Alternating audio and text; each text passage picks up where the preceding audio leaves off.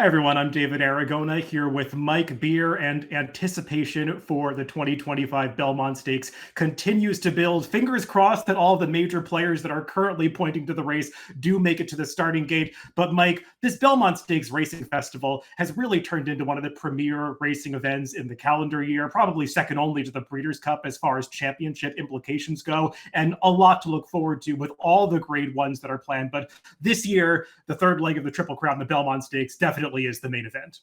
Yeah, there's going to be tons of good racing throughout the week up at Saratoga. But yeah, you're right. The Belmont Stakes, I think most people are anticipating it because of the potential rematch between Journalism and Sovereignty. But there are some other good horses pointing for this race as well. And speaking of those pointing to the Belmont Stakes, let's take a look at the 6 runners that are now considered possibles for the Belmont Stakes. Most of these are probables, actually. We're still waiting for confirmation on Journalism, who, Mike, is probably the horse that the entire conversation centers around after his heroic victory in the Preakness, where he overcame some real trouble that we talked about in our recap of that race. And I think that performance has really gained some fans in his bandwagon, if there were not already, heading out of the Kentucky Derby, where he, of course, did go favored, finished second to Sovereignty, who was back in this race. And you mentioned the rematch. Journalism, they're going to be asking a lot of him if he does end up in this starting gate, competing in all 3 legs of the Triple Crown. And I think that's one of the big narratives heading into this Belmont Stakes. If he winds up competing here, will his tough schedule competing in all 3 of these races in 5 weeks, will it take some toll on him and maybe give the slight edge to Sovereignty, who got that freshening since the Kentucky Derby? Yeah, it could be a big advantage for Sovereignty for sure. But we'll see. Journalism, obviously the race loses. I was going to say it loses a little luster if he doesn't start. It loses a lot of luster if he doesn't start, because really the story is, I think, the rematch between the 1-2 Derby finishers. If he decides not to start here, then, I think a lot of that weight transfers over to Baeza, who, ran a really good race in the Derby in his own right, but he's still got some improving to do. I think most people want to see this rematch, and hopefully Journalism will make the starting gate. And we're taking a look at some shots from Barbara Livingston of Journalism training in Saratoga. All reports are that he has held his condition incredibly well. Looks great. Reporting that Michael McCarthy is going to make the trip to Saratoga later this week to watch him train in person, monitor how he's doing, and we'll probably get a decision heading into this weekend before entries are taken for the Belmont Stakes on Sunday. The post-position draw, though, not until the following Monday. But seems like Journalism's doing well. Seems like the connections want to run, as long as he's giving them all the indications that he's ready to do it. So we'll just wait on that decision and that reporting. But Mike, also some really good reports about how Sovereignty's been training up in Saratoga. The whole narrative coming into the Kentucky Derby with Sovereignty was that he had never been a great workhorse in the mornings, especially during his 2-year-old season and even earlier this season. But it seemed like he was training great heading into the Derby, and it feels like he has maintained that condition or even done better coming out of that race, because there was a workout that he put forth in company with Arthur's Ride, the Grade 1 Whitney winner from last year. And Arthur's Ride, a pretty good workhorse, and Sovereignty was able to get away from him on the gallop out watching that workout. I think here's a shot of that work from Barbara. And just great news that Sovereignty seems to still be doing well coming out of the Derby. Yeah, I was going to say that was sort of the narrative going into the Derby, was that he had really picked up his training, and it seems like he hasn't really missed a beat. They decided to skip the Preakness with this horse. That was their prerogative, and listen, ultimately it will probably benefit him going into the Belmont Stakes in about a week's time here. Again, as you've already pointed out, all works are that he continues to train very forwardly. His Derby, listen, he got a great trip in the Derby, but it was a legit performance, and he was, at the end of the day, a clear-cut winner over Journalism that day. We'll see, if they rematch again, whether Journalism can turn the tables. He obviously can, but maybe the slight advantage goes to the Derby winner because he's the fresher horse.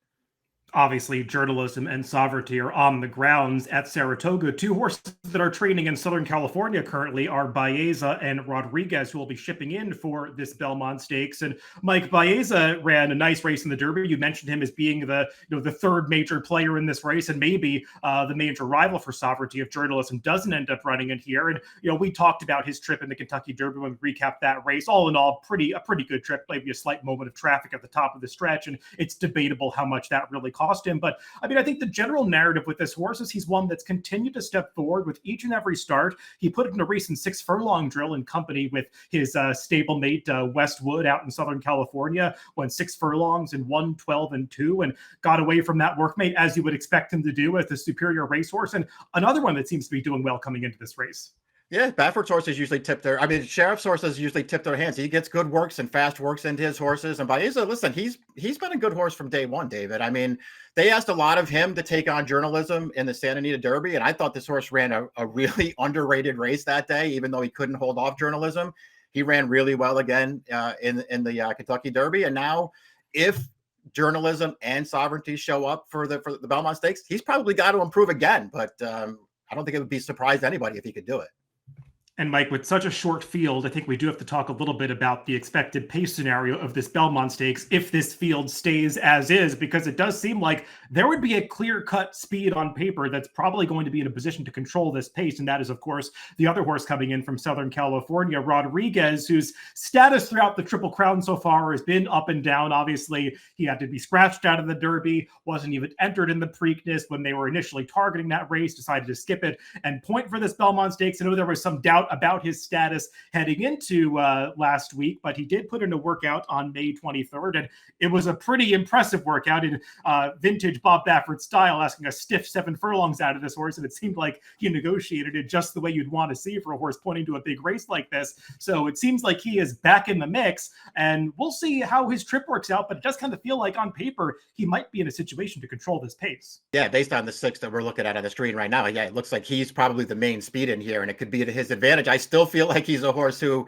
at least from my perspective, I want to see him validate the Wood Memorial, which, listen, it was a fast race. There's no denying that. And it sort of puts him in the frame with the 3 horses that we already talked about, at least as far as speed figures go. I'm still not, totally sold on the Wood Memorial as a race overall, David. I kind of want to see him do it again, especially against some better horses here. But he's got some advantages, I guess you could say, if the field shapes up the way that we're looking at it right now on the screen.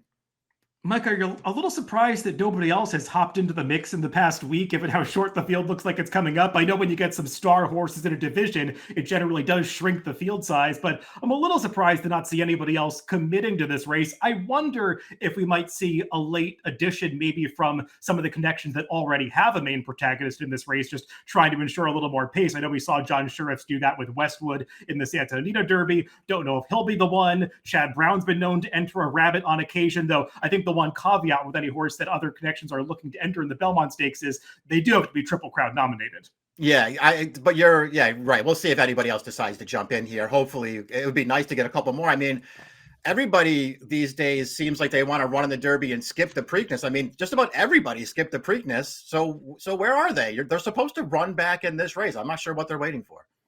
Well, we're definitely looking forward to seeing how this field develops over the following days before entries are drawn this weekend, and really entries for the entire Belmont Stakes card. And even that Friday card is just full of stakes action, multiple grade ones on Friday as well. So a lot to look forward to at this Belmont Stakes Racing Festival meet at Saratoga. And you want to make sure that you take in the coverage that we're putting out at the Daily Racing Form YouTube channel. Like this video if you have, like what Mike and I are covering for the Belmont Stakes. Also, leave us a comment below if you feel like you've got some thoughts about anything you want us to discuss, and we do our Belmont Stakes preview next week. And Mike and I will actually be on site at Saratoga. We'll be covering all of the major stakes action for Friday, Saturday, and more. We've also got a webinar planned. Andy Byer and Steve Christ will be back, so make sure to tune into that. I know some of you love to get their takes. They're 2 legends of the game. We always like to hear what they have to say about these Triple Crown races. We'll have Mike Welsh on site, hoping to get some clock reports out of him. So a lot to look forward to on the Daily Racing Form YouTube channel next week. And make sure you subscribe to the channel. We actually just passed our 30,000 subscriber milestone. We're really proud of that, but we're already looking at 31,000. So if you're not subscribed, you're watching this video, make sure to hit that subscribe button. Everybody, thanks for tuning in, and looking forward to the Belmont Stakes next week.